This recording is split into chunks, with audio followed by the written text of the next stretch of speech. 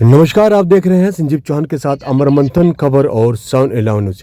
Human welfare society का एक मामला काफ़ी दिनों से चर्चा में बना हुआ है, क्योंकि ह्यूमन वेलफेयर सोसाइटी आरडीएफटी का कार्य कर रही थी और यह मध्य प्रदेश से रजिस्टर्ड बताई जा रही है। यह बताई जा रही है कि 2016 से ये कंपनी कार्य कर रही है और 2023 तक इस कंपनी ने अपने तमाम उपभोक्ताओं को मैच्योरिटी भी दी है।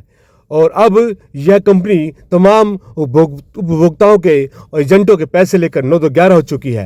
तो आइए ये मामला हम आपको बता देना चाहेंगे। ये मामला इस समय पूरे भारत में फैला हुआ है। और पानीपत करनाल की बात करें, पानीपत करनाल के जो लोग हैं इस समय के लघु सचिवालय में जो उपभोक्ता हैं धक्के खाने पर मजबूर हो रहे हैं और वह कोर्ट का दरवाज़ा खटखटा रहे हैं, लेकिन उनको अभी कहीं से भी आश्वासन नहीं मिल रहा। जो कंपनी के डायरेक्टर थे, हरियाणा के डायरेक्टर थे, वह भी अपने फ़ोन बंद करके बैठे हैं। वो फ़ोन नहीं उठा रहे हैं। उन मालूम नहीं कहाँ है वो, कहाँ नहीं है, लेकिन बेचारे उपभोक्ता रोने पर मजबूर हैं, दर दर की ठोकरें खाने को मजबूर है, क्योंकि जिन लोगों का पैसा उन्होंने लिया था वो लोग उन एजेंटों के पास जा रहे, घर के चक्कर काट रहे हैं, उनको परेशान कर रहे हैं। होना यही होता है कि जब कोई एजेंट कोई कार्य करता है, जनता का पैसा इकट्ठा करता है, तो जो एजेंट जो कस्टमर होता है वह केवल और केवल एजेंट को जानता है। और एजेंट जो है बेचारा सीनियर के बातों में आकर, चुपड़ी चुपड़ी बातों में आकर वह लोगों का पैसा इकट्ठा कर लेता है। यहाँ तो बताया जाता है कि ह्यूमन वेलफेयर सोसाइटी के एटीएम भी थे और यह किसान योजना से रजिस्टर्ड फर्म बताई जा रही है। और आइए देखते हैं किस प्रकार से जो उपभोक्ता हैं, जो कस्टमर है, किस प्रकार का रोना रो रहे हैं। देखते रहे संजीव चौहान के साथ अमर मंथन खबर और साउंड 11 न्यूज। खबर को अवश्य शेयर करें और आप इस खबर को देखकर क्या अपनी प्रतिक्रिया जारी करना चाहते हैं वह अवश्य बताएं। अपनी राय हमारे अवश्य दें। शुक्रिया। पैसा भी नहीं मिल रहा है, वो परेशान है, रोज मेरे घर पे आता है, इसकी घरवाली आती है चक्कर काटने। ये देखो, और ये देखो आपके इसकी एक लड़की है, इसको शादी भी करनी है 2 साल बाद शादी की करनी थी। ये 11-12 लाख रुपए आने थे, बल्कि एक 20,000 की एफडी भी कराई थी इसने, लेकिन हमारे को कहा गया कोई बात नहीं भाई, ये इसकी पर्ची रही। ये देखो इस पर डेट देख लो कब की दे रखी है, 31 सितंबर उसकी दे रखी है। यार में दुकान है जी, तो वहाँ पे एजेंट लोग आते थे, तो वो उन्होंने उसका कर रखा था, उसका कर रखा, तो मैंने कहा भाई मेरा भी कर दे 100 रुपये का। 1 साल हुआ तो मुझे मैच्योरिटी दे दिया उन्होंने। उसके बाद मुझे भी लगा भाई चीज़ अच्छी, फिर मैंने एक और कर दिया 100 रुपये वाला, फिर मैच्योरिटी दे दिया। फिर मुझे लगा अच्छा है, तो मैंने अपने दोस्तों को बताया, उन्होंने भी कर लिया जी। तो ऐसे अब ये इसी जनवरी में मैच्योरिटियाँ पूरी होनी थी और कंपनी चली गई है। सरकार के अंडर में था जी सारा। एटीएम भी थे इनके, संजय चौक ब्रांच में एटीएम लगा हुआ था, एम्बुलेंस दी हुई थी।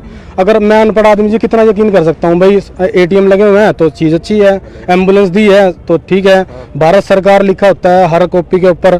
तो मैंने भी यकीन कर लिया भाई सरकार का ही होगा, तो मैंने कर लिया जी। इसमें जो इन्होंने का कारण सबसे पहले क्या था कि भाई, एक तो इसमें जो बड़े एक्टर स्टार वगैरह जुड़े हुए हैं, श्रेयस तलपड़े और अमन वर्मा, और तीसरा कारण क्या था कि भाई जो भारत सरकार कृषि मंत्रालय द्वारा अधिकृत बोल रहे थे ना, तो उसमें उसकी वजह से हम इसमें, मैं नहीं, सभी इसी वजह से आए थे उसमें जो इन्होंने। लेकिन ये नहीं पता था कि भाई सबके साथ ही ऐसे धोखा हो जाएगा। अब मेरी जो कापी बाकी है जमा होनी, मतलब मैच्योरिटी आनी बाकी, 8 कापी की मैच्योरिटी आनी है, और उसमें से ये लगा लो अभी मना कर रहे बिल्कुल। अब उसमें सभी के फ़ोन आ रहे हैं मेरे पास कि भाई मैच्योरिटी आई नहीं, भाई आई नहीं, मतलब अब उसमें अब बताओ हम क्या करें। तो ऐसे में वॉइस ऑफ पानीपत ने पहले भी इस सीनियर ओमी देवी है, जो बहुत ही अच्छे स्टेट पे उसने काम किया है, लेकिन मैं सिंपल हाउसवाइफ थी जी, मेरे को पता भी नहीं था कि खाते खोलने कैसे हैं। मैं पूछ रही थी भाई अगले के पास जाऊं, तो मेरे को तो शर्म आती है, मैं नहीं जा सकती। लेकिन उसने मेरे को आश्वासन दिया कि भारत सरकार कृषि मंत्रालय से जुड़ी हुई है। मेरे हस्बैंड ने बिल्कुल मना किया, आज तक उन्होंने ऑफिस भी नहीं देखा ढंग से, मेरे विश्वास पे ही चलते रहे। तो हमने ये देख के, हम मेन पर्पस ये बताना चाह रही हूँ मैं, सरकार अगर इसमें ये कहते हैं फौजी भी काम कर रहे हैं, हमें बोला गया कृषि मंत्रालय से और भी कोई रिटायर्ड भी काम कर रहे हैं, तो हम सभी, मैं तो अनपढ़ हूँ जी, 12वीं पास हूँ, चलो हमें इतना तो नॉलेज नहीं है कि हम कहाँ तक कागजों की डॉक्यूमेंट्स को पता करें भाई कैसा है कैसा नहीं, लेकिन इस पे लिखे हुए पे हमने विश्वास कर लिया। इसके हेड ऑफिस पे भी गए, वहाँ छोटा सा ऑफिस मिला लक्ष्मी नगर, मैंने वहाँ भी पता किया, वहाँ भी कुछ नहीं मिला। छोटा से बड़ा तो हमारा समालखा का ऑफिस है। तो इसी, ये तो अब की बात है जो मैं अब ढूंढा है जिस तरीके से, लेकिन हमने मेरे खुद के सर मैंने 90 लाख रुपए भरे लोगों के।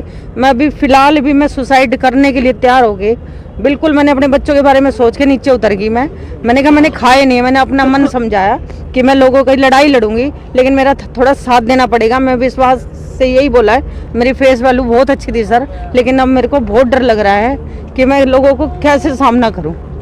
तो इसके मालिक का क्या नाम है? इसका हमें विजेंद्र रोहल है सर इसका मालिक, यहाँ समालका ब्रांच का, मतलब वो यहाँ का हरियाणा का, हरियाणा का है सर। मैं आप तक आगे नहीं आना चाह रही थी, लेकिन मैं आऊंगी सर। मैं मरना चाह रही हूँ, मेरे पास और कोई चारा नहीं है, मेरे बड़े बड़े 2 बच्चे हैं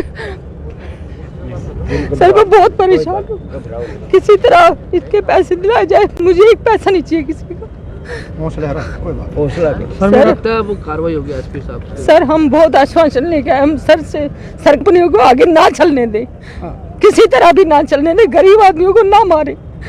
हमें हमारी कोई कमी नहीं है, हमने एक भी किस्त ना भरी हो तो हम जिम्मेदार हैं, हम पूरे भरे हुए हैं, लेकिन हम चाहते हैं हमारे मत दो जो हमने जमा। मेरे खुद के ना, मेरी खुद की पेमेंट वहाँ है, 8-9 लाख रुपए मैंने बच्चों के लिए जमा किए थे, सब उसके अंदर है। अब मैं इनको रोज लेडीज से मांगने आती है, मैं कहाँ से दूँ, कहाँ